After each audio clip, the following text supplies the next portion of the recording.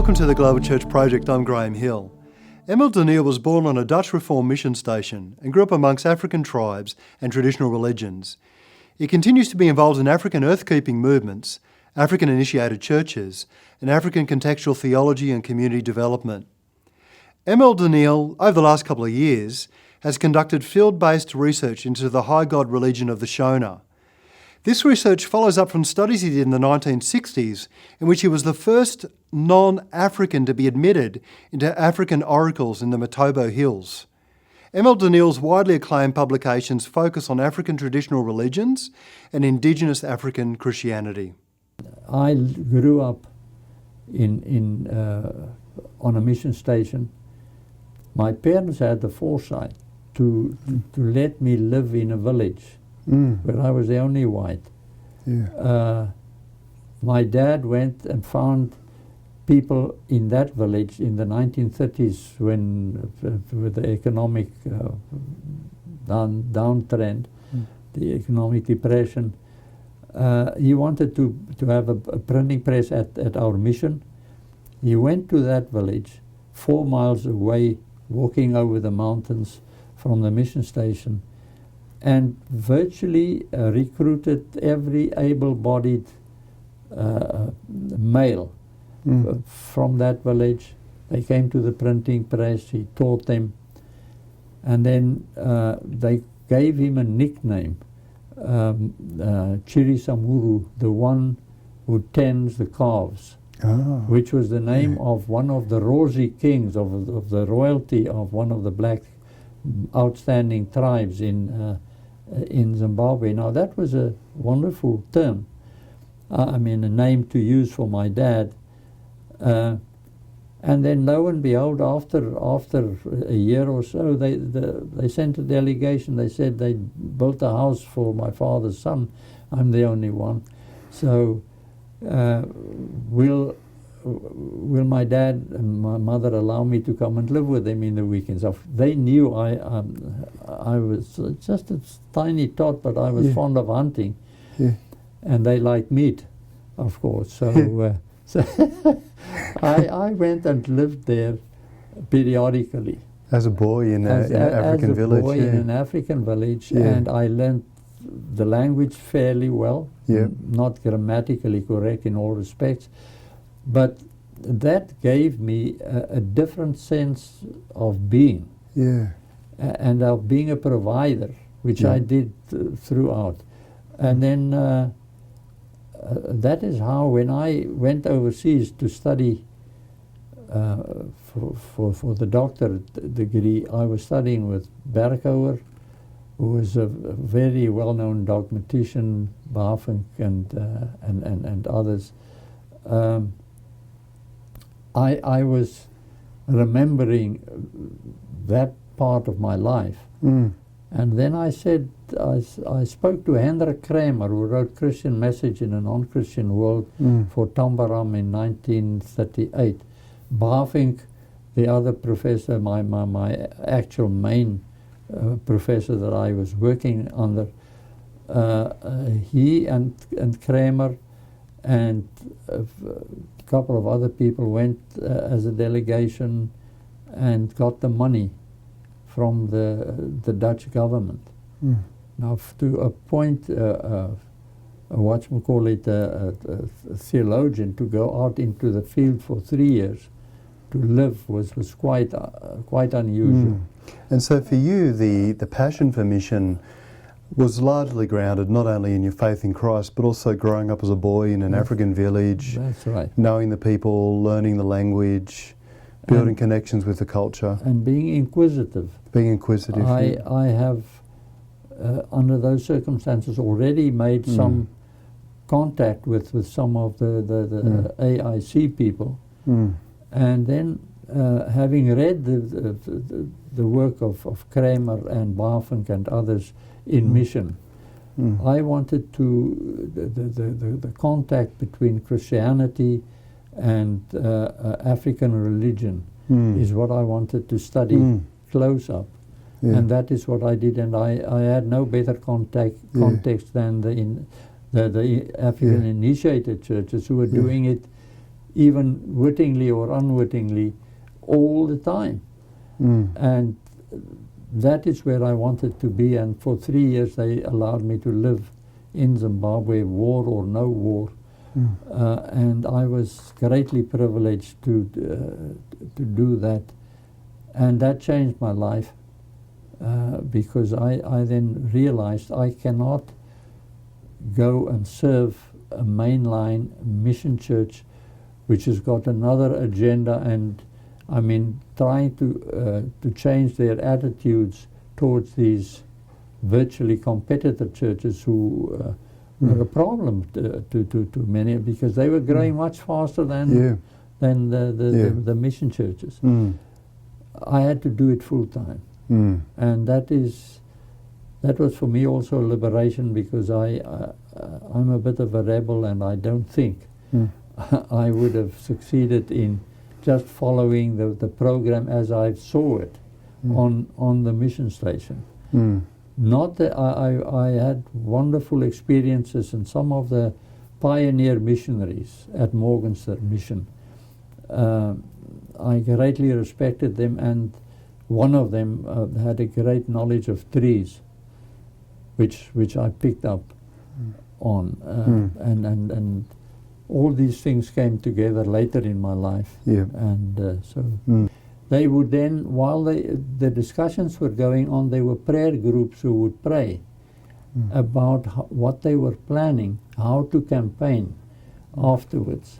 They developed plans. This is now specifically the Zion Christian Church, where I was adopted by Bishop Mutendi, that the people coming from the south of the country would go up north and to community, to church centers that were already established.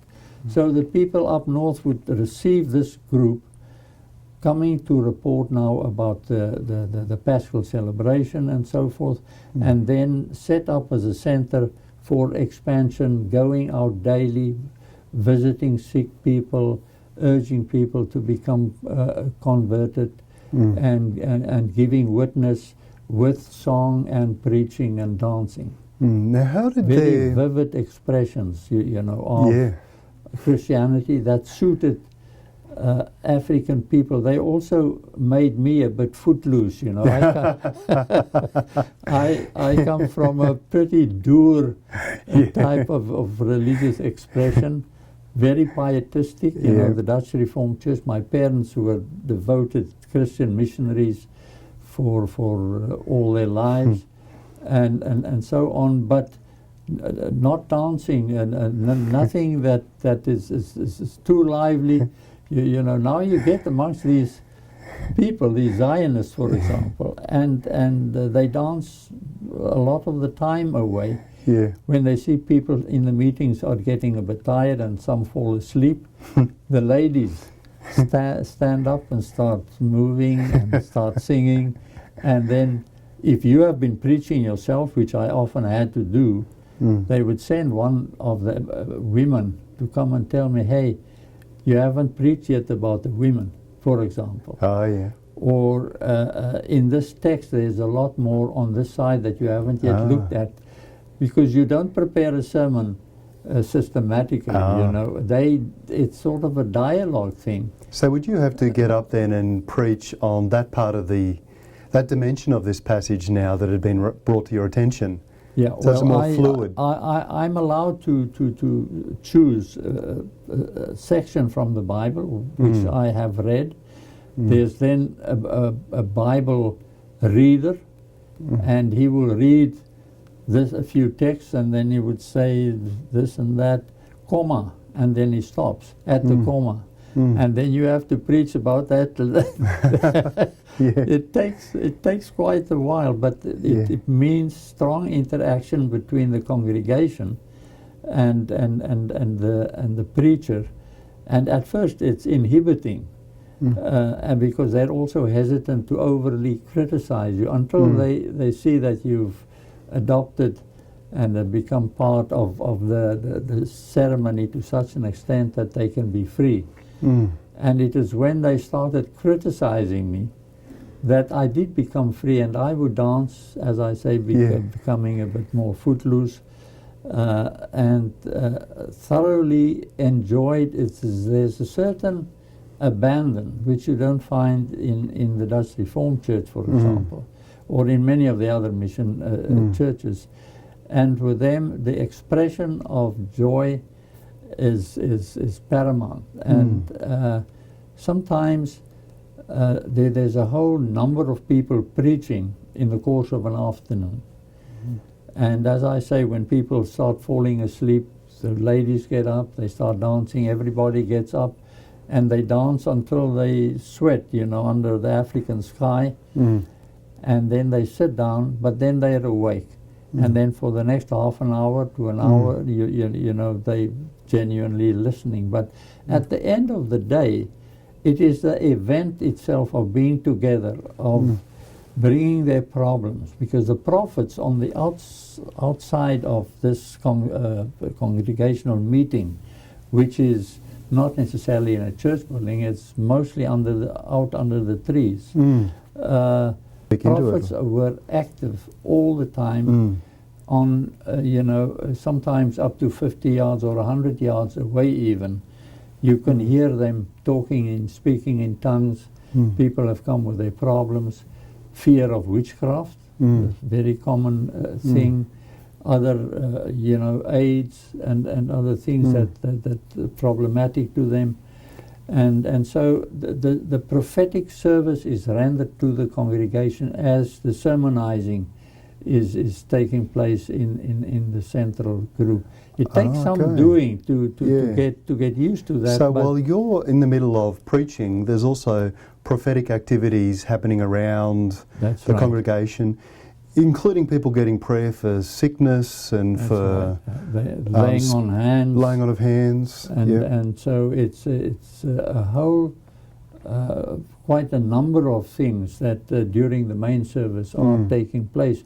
And this is quite different from the mainline church, or the so-called mainline mission churches. I say so-called because these independent churches, I would say, are in terms of growth and also spiritual and theological growth, they are no longer, as far as I'm concerned, on the fringes. They belong to the main line of and consider themselves to be also mainline churches as we look at some of the mission churches. So it sounds like they indigenized their faith in their worship expressions, in the way they thought about and talked about what we would call mission, in the way that preaching happens, in their engagement with supernatural and the realm of the spirit. Did you see a lot of that contextualization, indigenization going on? It's going on all the time because that's their way of understanding and relating scriptures to what they grew up with, their culture. I mean, virtually all of them still have a very strong relationship to ancestors.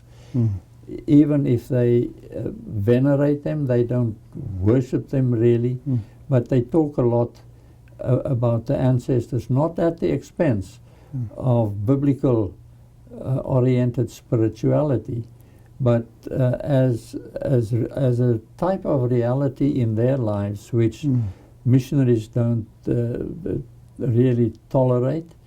Missionaries would have told them their ancestral veneration is totally heathen and not allowed. They would tell them also that witchcraft does not exist, and that should not therefore be a concern. But that is the Western approach. And to them it's a reality. It's an existential reality where there is hatred and conflict and friction in family contexts and so forth. Often there are murders. And to them, witchcraft is a reality. And the power of the Holy Spirit, according to them, is the only power that can neutralize or eliminate that. Professor Daneel, thank you for joining us at the Global Church Project. Thank you very much for asking me. I appreciate it, and I hope you have a lot of success with it, and that it will reach far and wide in inspiring people in the work that we're doing. You've just watched an abridged version of this interview. For the full interview, plus resources for churches and colleges and universities, please visit www.theglobalchurchproject.com. I look forward to your company next time. From me, goodbye.